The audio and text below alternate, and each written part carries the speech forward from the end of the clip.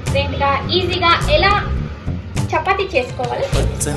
ఇప్పుడు మనం ఫస్ట్ అయితే పిండిని జల్లెడ పట్టుకొని డిఫరెంట్ గా ఏముండదు ఫ్రెండ్స్. అందరూ చపాతీ తెలిసి చేస్తారు, అట్లే చేస్తారు. డిఫరెంట్ గా ఏమి నీళ్ళు పోకుండా పాల పోస్తావు, నీళ్ళే కదా పోస్తావు. చూడండి నేను ఎలా ఈజీగా క్విక్ గా ఎలా చపాతీ చేయాలో చూపిస్తాను.